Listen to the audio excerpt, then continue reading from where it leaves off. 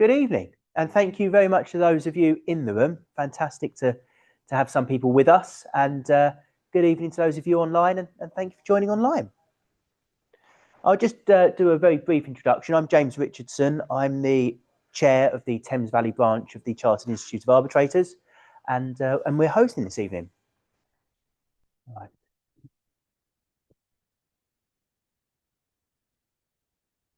So just very briefly about the branch, we're bucks, barks and oxen. So we try and get around the branch. We have meetings over in Oxford. We've been up to Milton Keynes. We try and spread ourselves around. And tonight we're in Maidenhead. We've got several forthcoming events. The one I'm going to talk very briefly about is our next event. It's also our AGM. So it'd be fantastic to have some members in the room as well to ensure we're correct for our AGM before the talk. And then we've got a talk from Nick Kaplan at barrister, who was the barrister actually in the recent case on termination. So coming to talk to us about termination, and we're really looking forward to that event and hope you'll join us. It's on the 15th of April and it's in the same venue we're at today. And that really leaves for me to hand over to our speaker this evening, Stephen Way. So Stephen, I'll let you take it from there. Thank you. Good evening. I'm Steve. I'm a chartered building surveyor. I've been a chartered building surveyor for quite a long time now. And much of my work is party wall stuff. And much of that is residential party wall stuff as opposed to commercial party wall stuff. Yeah. What I'm seeing from the webcam is just this. How do I change the slides so that they only get the slides? Sorry about that, Steve. That's all right. We're just pausing to let the latecomers in. We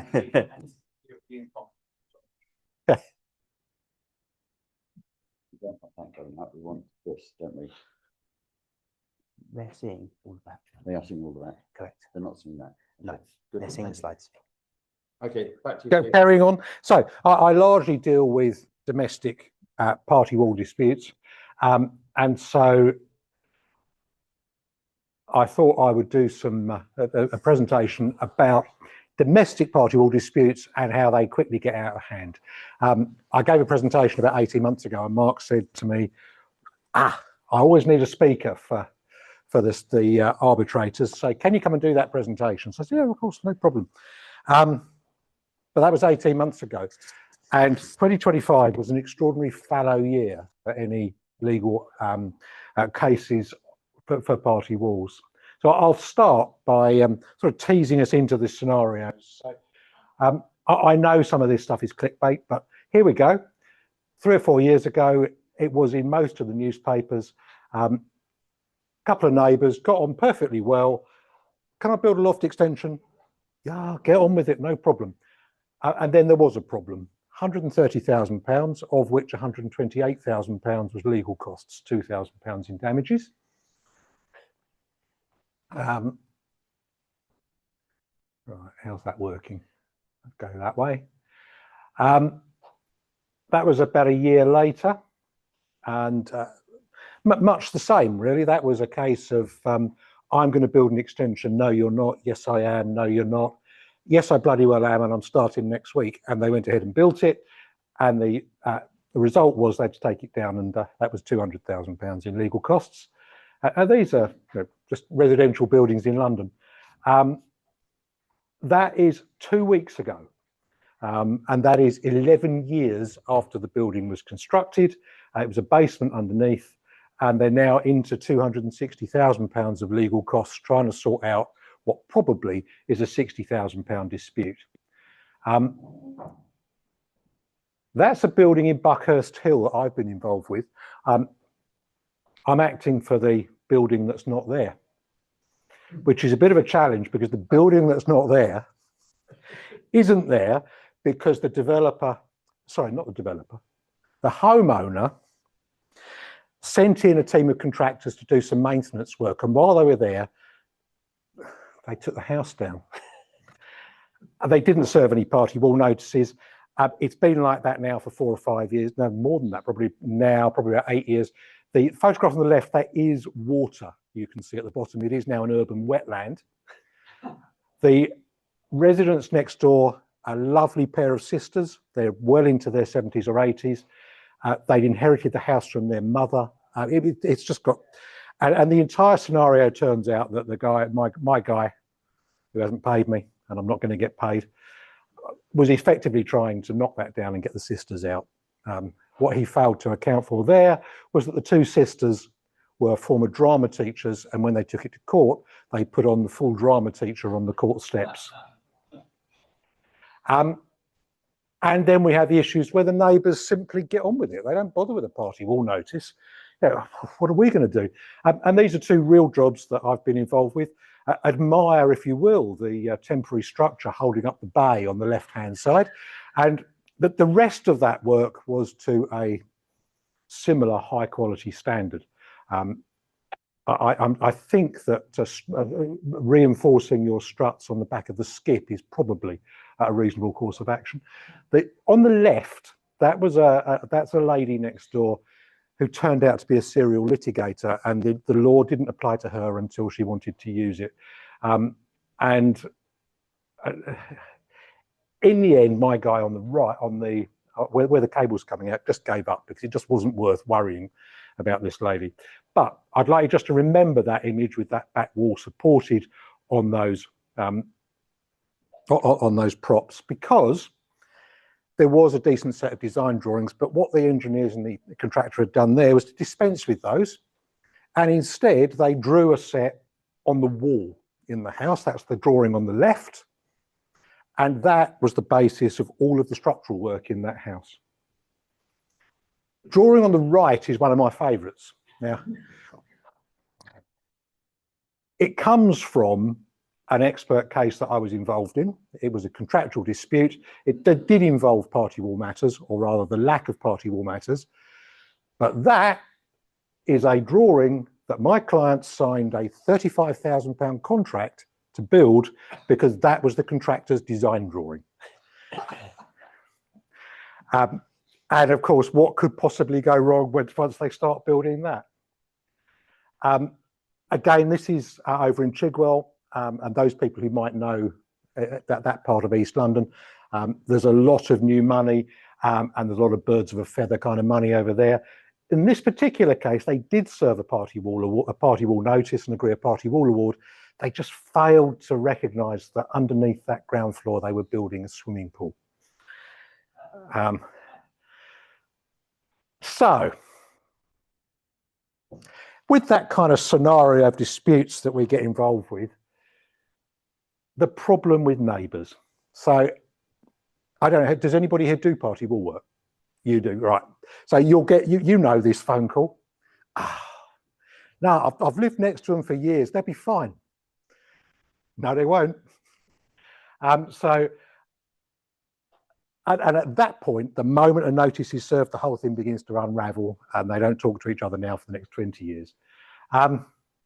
Several times I've had the word, my builder says the party wall acts a waste of money. You don't need to do that. I've done it for you. I just don't want to do it. And all those people with their hands up, you will be familiar with the Friday 5 o'clocker. Yeah. We're starting on Monday, and my neighbour's just said about a party wall award. Can you get something sorted for us? And don't worry, mate, just get on with it. And that leads to all sorts of problems. So you may be familiar with the building on the left. It's a house in a wealthy part of West London where a basement construction was underway. And unfortunately, the house collapsed. The one on the right is up in North London. And that again is a basement piece of work. And the temporary support was designed by the contractor. I think it was 4x2s or something, but I mean, they're two familiar pieces of, two familiar cases. I've not been involved with either of those. And don't we just wish all party wall disputes were like the couple on the right. Now, with apologies to the people in the room, that there are problems with some party wall surveyors. We'll all have come across them. It's a small act, it's 22 tiny sections, which means there isn't very much to learn and think you know all about. And the problem with the Party Wall Act is that anybody could be a party wall surveyor. So your cleaner can be a party wall surveyor, the builder can be a party wall surveyor. The only person who can't be a party wall surveyor is the person whose house it is. And lots of party wall surveyors, and there are lots. Imagine they're lawyers and they pump themselves up and and they have an opinion, and their opinion is the only opinion, their opinion is the right opinion. And when you come up against them, my friends in the room will know, it's very frustrating. And they forget that our job is resolving a dispute, it's not creating one. And what I'll go on to is a number of situations where actually what happens is that we're busy creating disputes and it leads to issues. So in those scenarios, what could possibly go wrong? So I'll start here with be nice. And there is a genuine difference between commercial property owners and domestic property owners. Commercial property owners usually have professional teams and they understand how disputes develop and resolve. Residential property owners are a different beast. That is their castle. And when next door starts to say that there are unstoppable rights over their homes and they're going to exercise them, it can lead to a number of difficulties. So what we do need to do is we need to take some time and we need to explain to our people what can and can't happen. And these are the kind of questions we get. Well, I work from home, so you can't possibly do any building work in the day. Right, okay. My baby sleeps between 1 and 3. That's my fence. Well, again, I'm sure everybody here has had that argument about, well, I paid for that fence, yeah, but they can take it down, they can build a wall. No, it's my fence. It's my boundary. And I want that wall clad in gold leaf from the Andes. I haven't actually had that, it's kind of an exaggeration, but it is exactly the kind of disputes that we have to resolve. I've gone backwards. So managing expectations, and I've just put some notes there.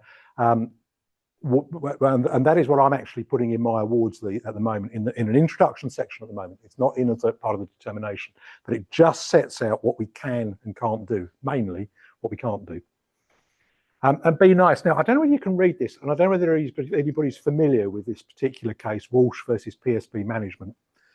And it was a massive falling out between party wall surveyors. And if you can read it, it's a reminder that anything you put on an email will and can be used against you. I mean, we'll start at paragraph 59, email. What a prick, see below. And then it just carries on, effing moron. And this stuff between surveyors, the judge was less than impressed with this. I've protected the innocent by blanking their names out. But if you're in the world of surveying, you'll know some of those people. So, just be professional, be nice to people, because it just falls apart otherwise.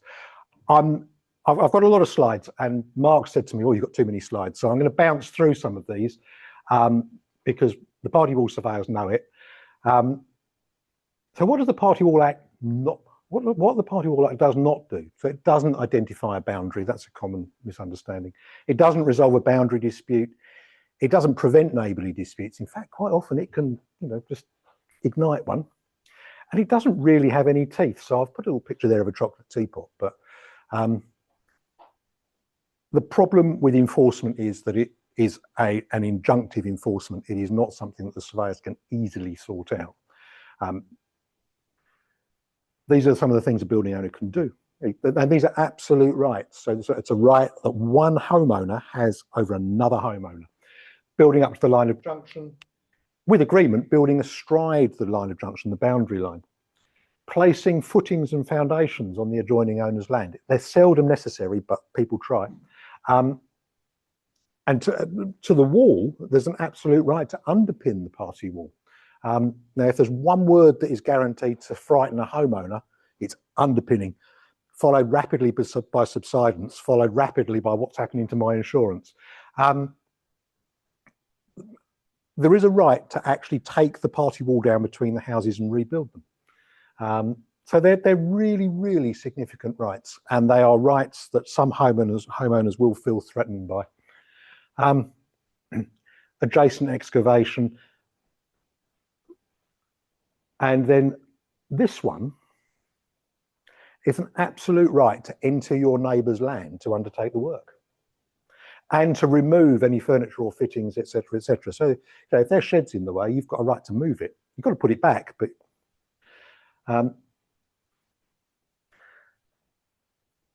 so moving forwards to the kind of problems that we find that we've got to resolve and the disputes that arise from those. Beams and pad stones poorly inserted into the wall. All of us will have come across the loft conversion where the beam's been put into the party wall, but it's actually been put through the party wall, probably because it's easier. And the evening, take a seat. That's all right. Sorry, I'm Steve. We're just talking about party walls and disputes that need to be sorted out. Poorly formed underpins. My little sketch there, where it's a basement piece of work, and the concrete comes over into the neighbouring property. Now, that first slide I had with the £260,000 wobbly wall is exactly that dispute 11 years later. So there was a party wall award 11 years ago. It authorised the basement, everything, all the paperwork was fine. What it didn't authorise was a load of concrete being put next door that's compromising their basement build.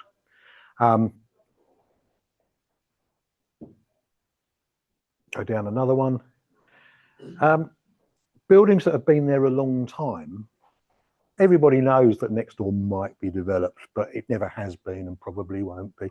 And then you find, what I'm ringing here is the vents for the wood burning stove on the inside of that house. But you often find boiler flues put through, kitchen fans, bathroom fans. And those little tiny things can become real running sores with neighbours trying to prevent work going ahead. Then is there a trespass? So there's been a bit of case law about this back in 2019. There is a right to raise the party wall, and that's what's happened here. The photo on the left is the original situation. The photo on the right is the loft conversion that was constructed. The party wall agreement there allowed it to be built up to the face of the chimney breast, not astride. In this particular case, we were able to sort out the issue. In 2019, there was a case where a loft conversion was constructed. There is a right to build that loft conversion under the Party Wall Act. The party wall can be raised. Unfortunately, they didn't serve a party wall notice. Not only did they not serve a party wall notice, right back to what I was saying at the beginning, well, why have I got to bother with that then? It was litigated, mandatory injunction and a requirement to remove the loft conversion. But of course, they can then serve a party wall notice and build it again, but they have actually got to take it away and then reconstruct it. That's the law gone mad. The whole thing, well, it may be the law gone mad, but... Did it comply with building regs? Oh yeah, all of that, all of that, all of that. Yeah. That is... So the lawyers win, don't they? You know. Oh, do you know what? Let's go back to the chocolate teapot, because it's as a piece of, you're a party wall surveyor as well, aren't you? I don't specialise. Right, but I find it very frustrating. Out of 22 sections, I think we need to write to him and get him to read. He's trying it, but there was a plan to redraft some of this a few years back, pre-COVID. It just came out of the London Building Acts. They had to get it through. Well, the London Building Acts came out of the Metropolitan Acts in 19 whatever. Your knowledge is better. But yeah, but in essence, it's a great piece of legislation because it's simple, and out of simple and great becomes interpretative difficulties. Lawyers make money. Yeah, absolutely. And these are the sort of problems. So problems, valid appointments. You're going to get crosser and crosser now. No, I know. Notice is an award. Are they valid? Everything starts from a valid notice. If there's no valid notice, there's no valid award. And they're you've got to get it exactly right. I'm coming on to it. Yeah. You know, it's, and a lot of this actually is transferable to lots of other pieces of legislation. You know, if the detail's right at the beginning, the detail's right at the end. If the detail's wrong at the beginning, you're in difficulty. What have I done there? Oh, no, that's... Yeah, is the work finished? Is the damage to be made good? All of the, if they're compensation, all of these are the kind of residential disputes that just crop up. I've just done one this week where the flashing's not right. Well, it's a £100 job to fix it, and it's a £500 job for the surveyor to go out and look at it and say the flashing's not right. But that's because the two neighbours wouldn't agree what the problem was. What's a clerk of works? That's very last century. Yeah. But that's what I've got way back. That slide I had where we put at the beginning. I put, our job is not to manage the work. You'll be familiar with this. It's personal to the parties and doesn't run with the awards are personal to the parties, don't run with the property. They're not very easy to transfer. There may be extra costs in getting an award agreed, particularly for properties being sold. And if there's been an award 5 years ago and the ownerships have changed and now there's damage, that can become really quite tricky to pick out. And I'll put that there because I like that photo. It kind of marks a kind of an inflection point between the beginning bit and the next bit I'm just going to talk about. That's an artist in France who does this thing with people hanging off buildings. So some notes for party rules. I might just sort of expand that to sort of general legal notes. As I say, I think this is probably applicable to all sorts of bits of legislation. So for very many years, Judge Bailey was the leading judge in these fields. He's now retired. He's now playing Edward Bailey, and has been replaced largely by Judge Parfitt. But Judge Bailey made some very personal observations. So we're quasi-arbitral function bound by the rules of natural justice. It's a quasi-judicial role. Surveyor signature, presumption that we've been properly conducting ourselves, and the award is our genuine award. And he says that an award is tantamount to a court order, and in fact it is, because it's enforceable. If it's not appealed, it's enforceable. And what the RICS say is that because it's quasi-judicial, doesn't mean that the RICS aren't interested in what we get up to. For many years, the RICS used to have an approach of, as party wall surveyors, we don't get involved. Now they do. And the problems there are, of course, obvious, because you have party wall surveyors who imagine that they're lawyers. And anybody can be a party wall surveyor, regardless of whether they can write a reasonable award. So a few of the sort of recent cases that we've had, this is Power, Kyson and Shah. It was well reported back in 2024. And this was a situation where two neighbours, one neighbour had undertaken some work. There was no party wall award. The neighbours were reasonably content with that situation. And there was some damage on one side, on Mr. Shah's side. And so Mr. Shah appointed a surveyor.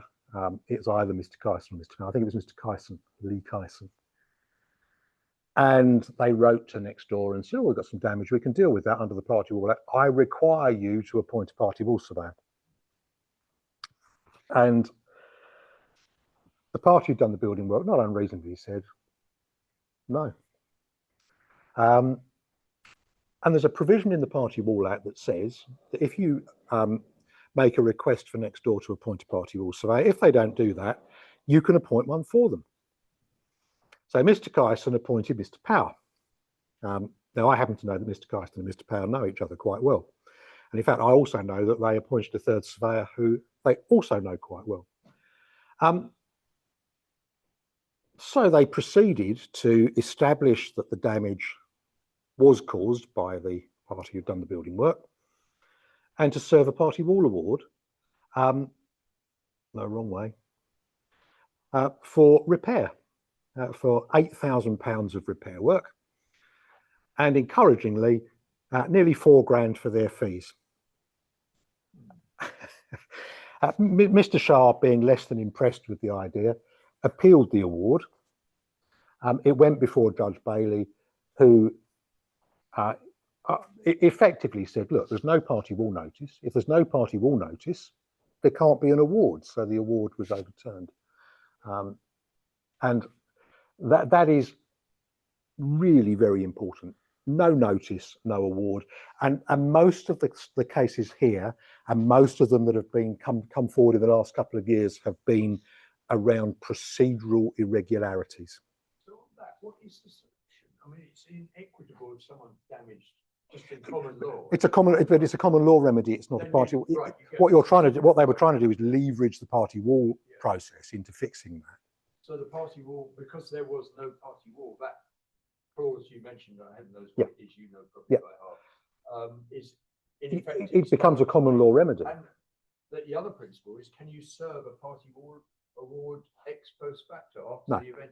No. So that's, I've learned something. No, so there's no. The work starts, because I've had people stalking vaguely doing notice which hasn't been signed, and they've started digging, and I'm thinking, well, if it's a couple of feet, I'm not going to sweat. So there's no retrospective provisions in the party wall. So it's a permissive act, and you can't. So you have to. It grants permission to do something, not doesn't grant permission to have done something. Yes, right. But you have a solution in common law. You just have to say, well, it's not a nuisance. But it's a different solution, because the Party Wall Act and the Party Wall Award is a dispute resolution process in itself, and you can, if you're reasonable at it, you can resolve some fairly complex disputes without involving lawyers. Right. And I've just lost my thread there. So we were talking about we're talking about. So yes, I mean, that is your Friday 5 o'clocker. I haven't had a party wall notice, and my neighbour's just dug his foundations. Well, at that point, particularly in domestic work, the pragmatic solution is not to say, right, we're going to go and get an injunction and we're going to do. The pragmatic solution is to say, okay, where are they? How deep are they? Let's get him to pour concrete in them as fast as possible, because as we all know, the problem with an open foundation is it being open, not being full of concrete. Well, the cracking may have occurred, due to but so we go back again. So no party wall notice, no award.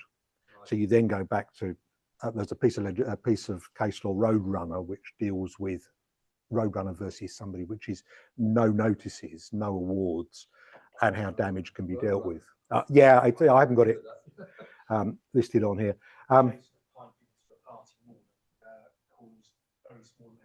That's it. Tested it, and it ended up costing absolutely. Yeah, it was a fortune. Legal costs and everything, just for a chase for a regular. Yeah. It's and the principle there was, if there's no schedule of condition and no award, it's up to you. It's up to the which way around it. It's up to the. If you've not prepared a schedule of condition, then the responsibility is on the building and demonstrating works having caused. That's it. Whereas if you have repeat these things, because the mics won't pick up in the room. Yes, I can. So the principle here is, if you've got a schedule of condition, it's for the adjoining owner to prove that the damage was caused by your work. If there is no schedule of condition, the building owner has to prove he didn't cause the damage. It's a very subtle difference, but it rather demonstrates the importance of actually getting a schedule of condition. Even if you haven't got an award, because you've consented, just schedule of condition or set of photographs is very helpful. Where are we going now? Lyon Homes and Brighton and Hove City Council. This is a similar, no, I've missed that one, Evans and Patterson. So Evans and Patterson is related to whether there's a dispute or not. There was a party wall award here. There was damage, and the surveyors proceeded to inspect the damage, prepare an award, serve the award. But Mr. Evans, who was the building owner, the person doing the work, had no idea that there'd been any claim for damage until this award landed on his desk, which of course included fees for these surveyors and a financial settlement figure. And he appealed the award, and the outcome was fairly reasonable, which is, you can't resolve a dispute if you don't know a dispute exists in the first place. Mr. Evans should have been advised, because Mr. Evans could have said to Mr. Patterson, I'm terribly sorry, let's just sort it out. Here's £2,000, go and it was tiny amounts of money. So it's really important to make sure that a dispute exists. And this one was much the same. And this was Lion Homes, Brighton and Hove City Council. Again, surveyors resolved a damages issue by serving an award, but no dispute had actually been established. And the guidance there was that you should get a written acknowledgement that a dispute exists. There's this strange phrase in the Party Wall Act about deemed disputes. Well, it's not up to the Party Wall surveyor to deem it a dispute. We really need to be dealing with, if there's damage, with establishing that a dispute exists. After all, we are resolving disputes, we're not starting them. And we ought to be making sure that the owners have the opportunity to resolve their dispute. This was, again, fairly well reported. This is a case last year. It's a couple of houses in a very shishy area of London. And the building owner undertook work. It caused quite a lot of damage to the neighbouring property. There was a dispute. The third surveyor, who was fairly well known, served an award, awarding £300,000 or so for remediation of the damage. The award was appealed. And it was appealed on the basis that the remedial work included quite a lot of pre-existing damage. And that the pre-existing damage needed to be resolved as a part of the remedial work for the damage that had developed during the building owner's work. And the award contended that because all of the work needed to be done in the round to resolve the building owner's damage, that was reasonable. It was the award was appealed. It wound up at the Court of Appeal, and essentially pre-existing defects cannot fall largely within the realm of the building owner's work. So if you fail to repair your property, you can't rely on your neighbour rebuilding it for you while he does his work. This one is largely unreported. This is Fernando and London Borough of Newham. So it's text heavy. I'll try and summarise that very quickly. So fairly simple piece of work done in 2012. A pair of semi-detached houses. One of them was demolished. The remaining house was supported on raking shores. 6 years later, movement developed. The foundations beneath the shores moved and there was damage to the house. The two surveyors from 2012 served another award in 2020, dealing with the damage. They then proceeded to deal with the damage by issuing a further 6 awards, culminating in 2023 award, awarding all sorts of costs and damages, etc. Unsurprisingly, London Borough of Newham appealed that award and it was set aside. And it was set aside on the basis of functus officio, which has become in the last 18 months a party wall buzzword. And essentially what it says is that once the surveyors have resolved the original dispute that arises out of the notice, i.e. they've served their final award, that their purpose and jurisdiction is largely concluded. The only issue there would be around if there's damage arising out of those works. What it doesn't mean is that you can come back to it 2 years, 3 years, 8 years later and try and deal with it. And it's the last one, their surveyors must obtain a valid written appointment for later disputes. In fact, you should have a valid written appointment for any dispute that is different to the original dispute. I'll bounce over that one. Apart from the fees bit, I tend to try and get people to get their fees in really early in the first round of correspondence between surveyors to try and establish what sort of costs are likely to be. I know it's difficult because until you've ended the job, you don't know how much it's going to be. But yeah, realistically, we know roughly what we're going to be what sort of time we're going to be investing. Letters of appointment. it's not a very clear slide. What I try and do there is make sure that the letters of appointment are very specific to the dispute at hand, and not terrifically broad. We have had this thing that says, and it was in the RICS guidance note, it may still be there, sign, issue and receive any notices in connection with works proposed. That is slightly problematic, because if there are additional notices or revised notices, they have to be served to the party. They can't necessarily be served. They can't be served to the surveyor. And the reason for that is completely obvious if you think about it, because if you were to serve a notice serve a notice to build up to the line of junction and then award that without the adjoining owner having any idea what they've consented to, how can they consent to something that they haven't had? Additional notices can be extremely problematic, and the original letter of appointment may not extend to those notices. I'll come on to a bit of that in a moment, when I do my mistakes section. It may start a new dispute. You may need different surveyors, and these are my mistakes. And I always put these in because, you know, I talk about what you should do, but all of us have a little cupboard where we've got our cock-ups. This was my expensive mistake. So we served party wall notices, section 1, section 6, section 3, and we got a letter, a consent notice back, and the work started, and then there was a problem. And we said, oh, that's all right, we've got a consent. And what was found was that actually we hadn't got a consent. We'd got a consent to the section 6 work because we'd sent out in the usual way from the original RICS notices. Each notice has its own acknowledgement form with it. And we'd sent them out, and the adjoining owner had signed one and said, yeah, consent. And we put it in our file and went, consent, move on.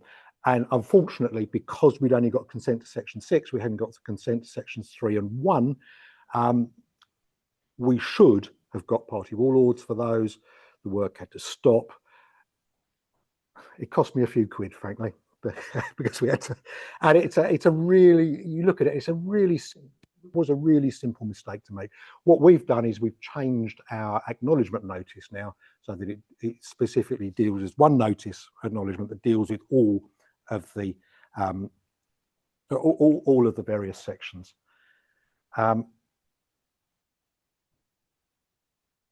Yeah, make sure the award is properly served. So we emailed the award, and that was fine. And on they got with the work, and then of course there's a phone call, and they're getting on with the work, and they turns out that although we'd emailed the award, for whatever reason they hadn't received it. And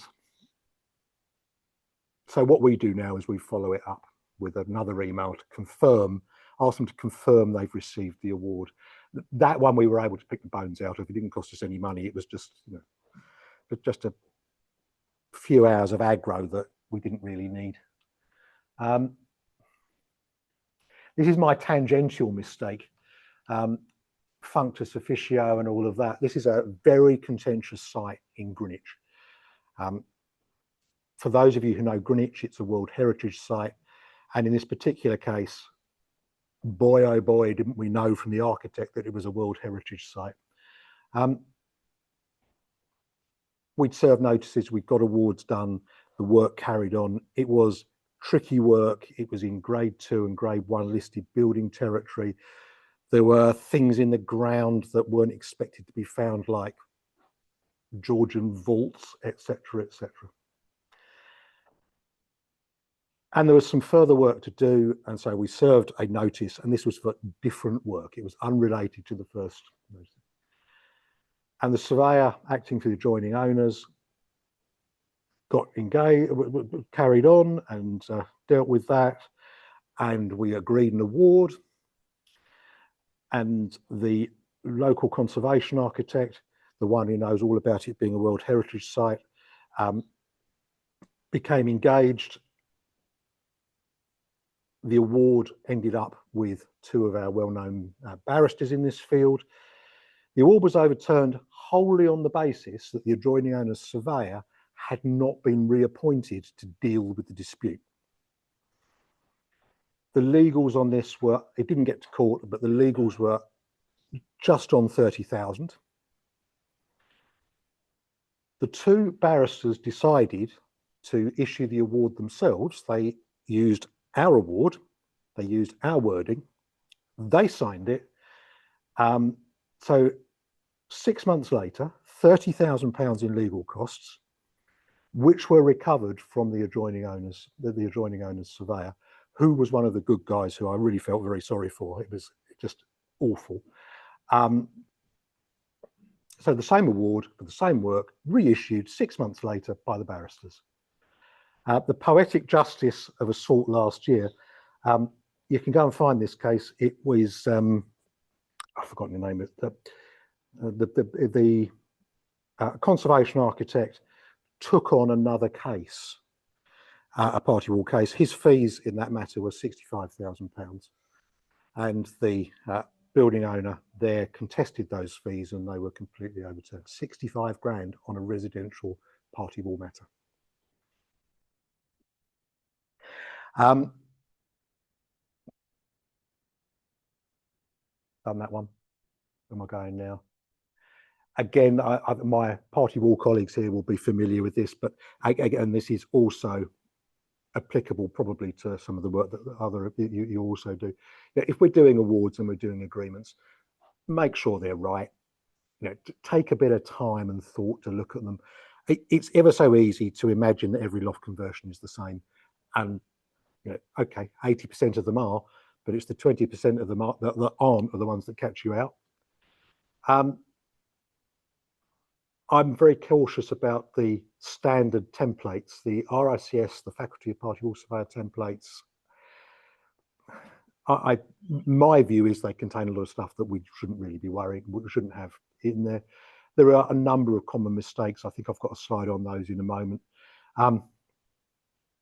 The old RICS award, the one that says whereas this, whereas that has largely been replaced. I just find it frustrating that we're dealing with a template award that has been replaced 10 or 15 years ago. Awards have two parts. They have the determination and they have the rest of it. So you can put stuff in that isn't a determination, that can be guidance and introduction.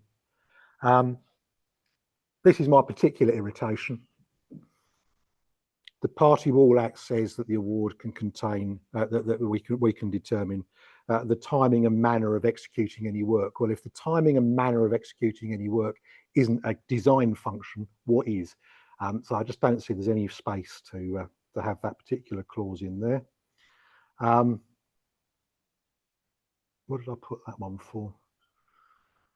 Yeah, I mean, there's the sort of things we add in. Make sure that if you've got compensation awards in, that the Act actually, the compensation is the actual remedy that's permitted. It's actually quite restricted. Sorry, making good is actually quite restricted as a remedy within the Party Wall Act. Yeah, see, that creeps in a lot. The make good all structural decorative or any other damage. It should be and any other damage. There shouldn't be a choice of damages. Provide evidence that the contractor maintain adequate all risks insurance. It's a great clause, except that we don't know what's adequate. We're not members of the Chartered Insurance Institute. We generally don't actually know what the insurance policy actually deals with.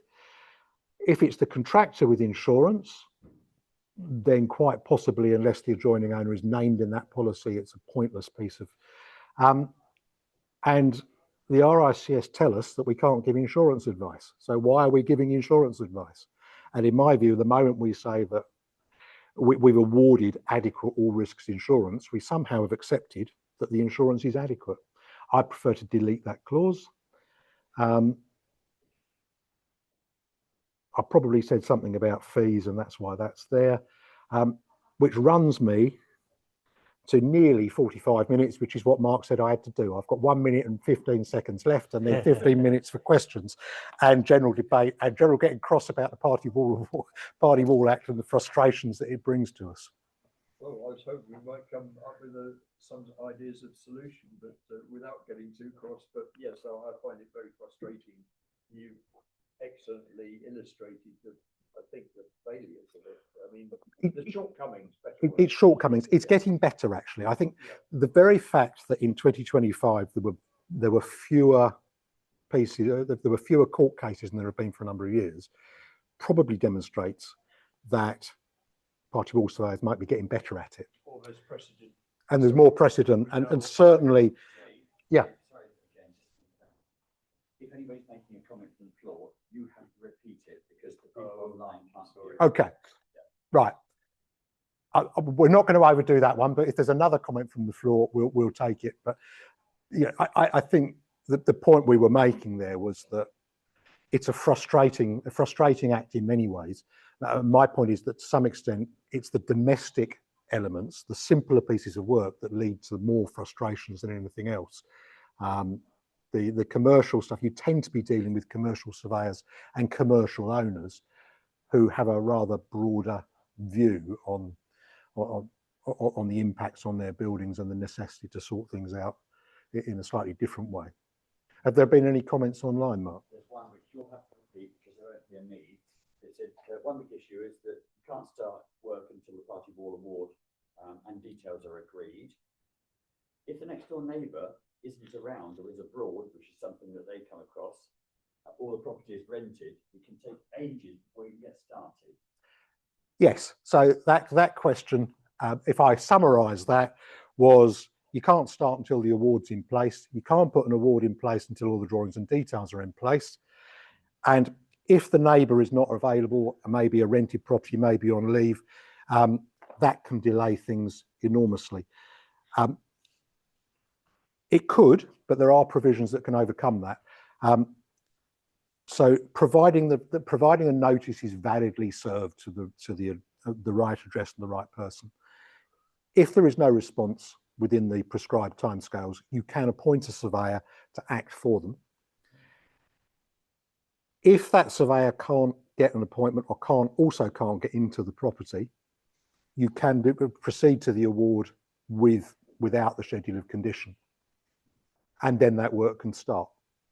It's slightly risky, but Can you get an award without using the surveyor? So the owner that's getting the work done writes to the neighbour saying, "I have this address, intend to carry out this piece of work. In the unlikely event of any damage being caused to your property, our chosen contractor will carry out the repairs." Signed document by the neighbour, signed by the owner. So answer to that is, to the letter of the Party Wall Act, no. And the reason for that is that. Steve, sorry. Okay. Right. Question is, can the neighbours who may or may not get along do their own little agreement? And in principle, the idea is a good one. I'm going to be building an extension. I'll make good any damage to your property. So the answer is, as far as the Party Wall Act is concerned, no. Because if there is an agreement, that can only be prepared by the surveyors, and the parties to the dispute can't be the surveyors. You also need to make sure that the notice meets the requirements of the Party Wall Act. And bearing in mind that the surveyors may not be qualified to make that judgment. And maybe exactly that. So in fact, in loft conversions in particular, I know it happens in London, the loft conversion companies try and deal with that themselves. They send a quasi notice. Your face says you've been here too. Shysters, that's exactly the word. They send a quasi notice and get a quasi consent. Oh, it's not a Party Wall notice. They write some sort of letter that looks terribly official. Yeah, and they get the neighbour to sign it, and it's just rubbish. And but the thing is, it's never rubbish until you have to use it and you have to rely on it, and then you wind up in court. There's no Party Wall process. It becomes a straightforward litigation. Yeah, common law. Common law. Which will probably cost a lot more. Cost. The whole of Britain, apart from London and was basically you had no party wall. It was just a moiety, and Yeah, it was common law. London and Bristol, that Yeah. was it. That's it. Yeah. Yeah. I mean, in principle, the act is a good act. The difficulty is that it applies to the smallest piece of work and building the shard. And I personally think, I don't know if you they can hear it, it needs to be a bit more prescriptive, actually, and I certainly think you need to know something about buildings. I've met people, I think if a flattened brick fell on their head, they wouldn't know it. Yeah. I mean, really, they just don't but- understand buildings. so the point that's being made here is that the act is to some extent not fit for purpose at the moment. I would agree with you, but we've got it and we've got to work with it. And we can't say, well, we don't like that piece of legislation, we'll ignore it, we'll do our own thing. We're stuck with it.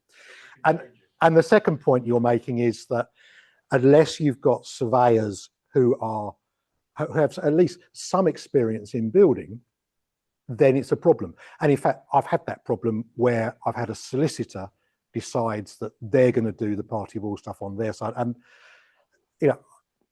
I'm not bad, but they know the law and I know bricks. And they just take a slightly different approach to it to me. Sorry, my friend over here. So does the act apply to garden walls? Yes, a garden wall is known as a party fence wall. But garden wall and is continuous. Yes, yeah, providing that the line of junction, the boundary, goes through that wall somewhere. So there are three situations, aren't there? There is the wall is all on next door's land, you can't touch it. The wall's all on your land, you can touch it. The wall is shared between the two properties, you can touch it, but you've got a process to go through. That leads us directly to the next problem, which is where is the silver thread that is the boundary? There isn't a question about the boundary. Yeah. The wall is perpendicular to the boundary and it runs continuously from one property to the other. I'm not, there's a description about where this wall is. I'm not quite understand. So I have two houses and a wall that goes between the gardens. A terrace of properties. Yeah. With the garden wall along The back. The terrace. So parallel to the rear walls. Parallel to the house. Yeah. So again, if the boundary runs through that wall, that is a party fence wall with the rear neighbouring property. Yeah. And in that situation, and there's a lot of property in London like this, where the boundary walls don't run straight through, but they're staggered, you end up with two adjoining owners at the back. In this case, the rear property is So the rear property here is being described as no man's land. So is there a title deed for it? So there must be an owner. If there isn't, if there isn't, there is a solution to that. I don't know what the solution is, but Nick Isaac, who's the barrister who's now KC, did deal with that exact scenario a good few years ago. I can go and look it up and I can tell you what you could do, but yeah. So who determines that a party wall agreement is required? Because you get an architect who does the drawing. Yep. You get the client who won't know anything about the party wall agreements unless somebody tells them, and then you've got a contractor. Right. So the question is, who determines whether a party wall agreement is required? The client, who knows as much as the man on the Clapham omnibus, the contractor, who probably knows about it but doesn't want to deal with it because it gets in the way, and the architect who's done the drawings. I would say the architect should be alert to the need for a party wall agreement. Usually with planning consents, there is a note tucked away somewhere or in the building regulations that says you may need a party wall agreement. But I think there lies the problem. There is a problem. There is definitely a problem there. So the contractor, and another thing is a 3 metre wall from another 3 metre wall from another built wall, which can be a garden wall. It's the foundation though, not the wall. But yeah, but yes, yeah. But you don't know how deep that foundation is. And you dig a trial hole. Yeah. And then you've got the 45-degree rule coming Yeah. from the 3-meter rule, and it can be very complicated to explain that to an end user. Yeah. So the question here is about how complicated it is for an end user to deal with, to understand what's required. And again, my colleagues here who deal with party wall stuff, we're familiar with the phone call that says they're building within 3 meters of my house. And there's a misunderstanding completely about building within 3 meters, not excavating within 3 meters. I have 2 offices. I have one on the Kent coast and I have one in London.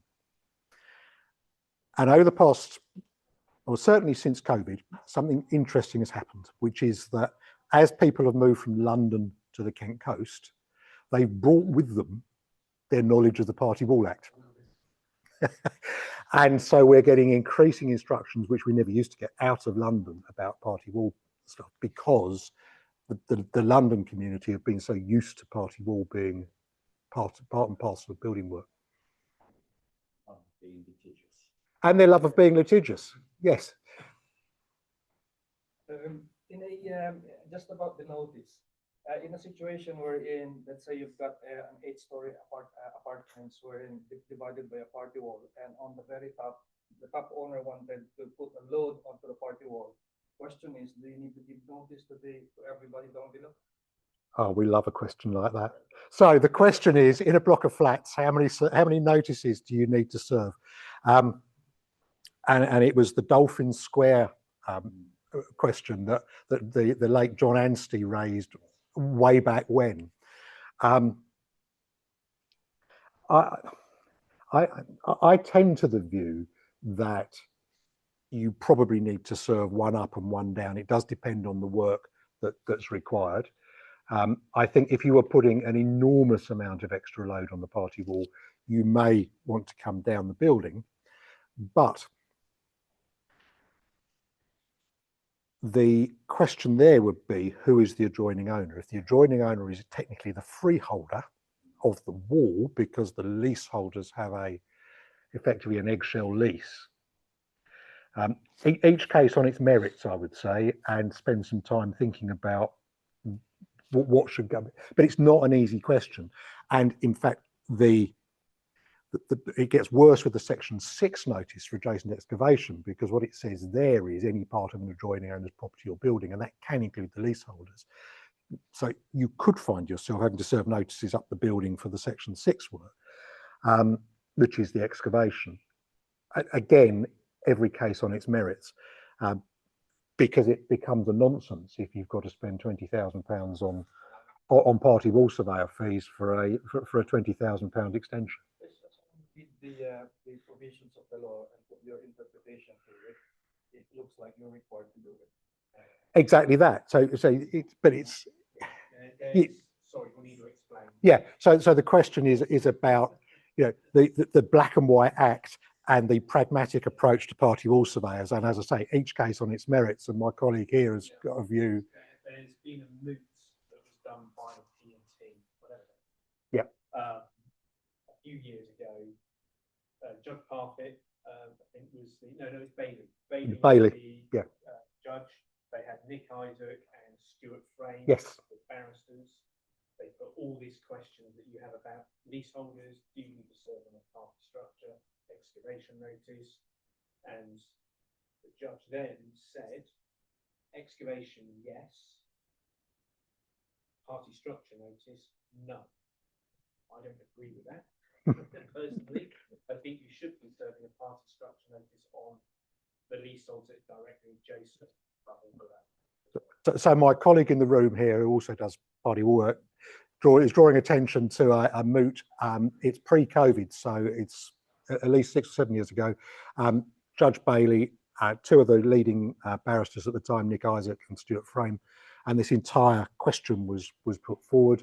And you recall the outcome better than me, which is that Section 6 work, notices everywhere. Section 3, which is working on a party wall, effectively relevant notices to the relevant affected properties. It was a moot, so it's an opinion, it's not case law.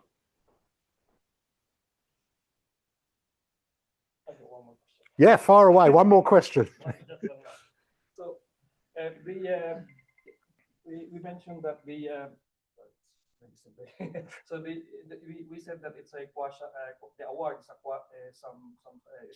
quasi judicial. Yeah. When this then goes to court and disputed, do you actually apply public law to dispute it? So the question is related to the slide I put up earlier, which was Judge Bailey's opinion that the surveyors occupy a quasi-judicial position and an award is tantamount to a court order, and how that might be appealed. Well, there, I'm afraid, as surveyors, it's out of our hands. It goes to the lawyers, and the lawyers will then deal with the award process.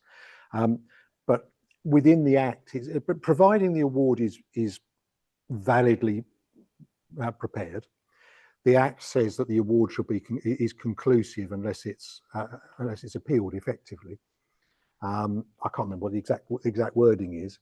Well, where I'm coming from is the how do you dispute an award whereby, on one of your examples, 3 of the surveyors actually connive with each other. For example, connive with each other to come up with an award.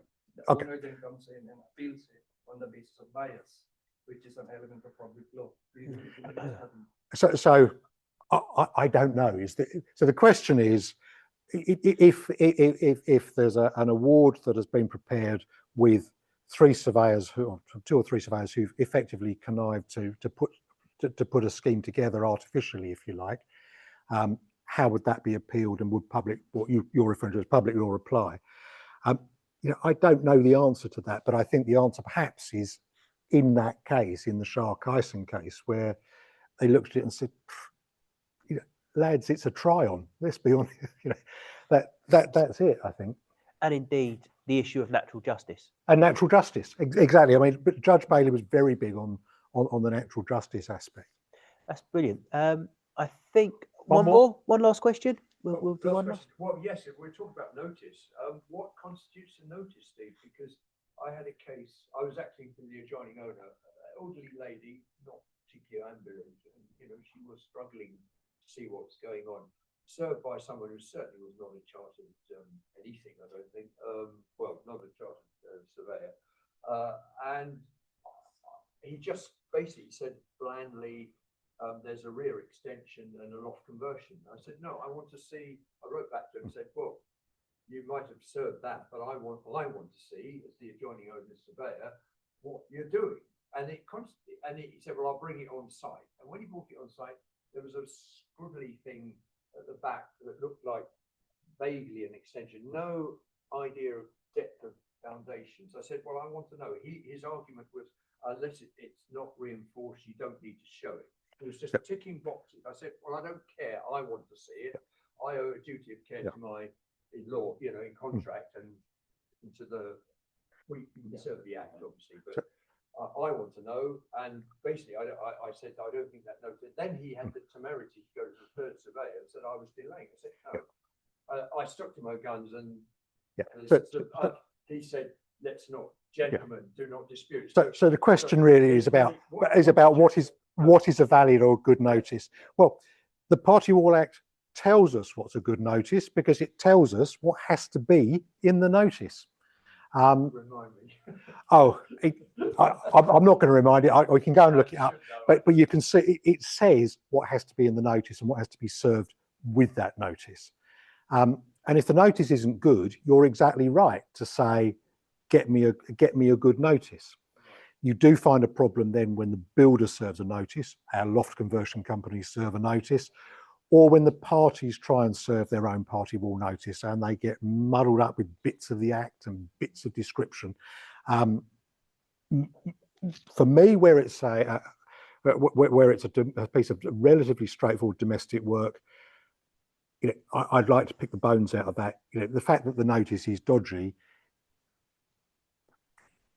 I won't accept the notice, but we can remedy that defect, that situation fairly quickly by preparing our own notice. Look, for an extension, it takes us 10 minutes probably to prepare a notice and just regularize it. The question is, do you need to serve some sort of drawing so you can actually see what's going on?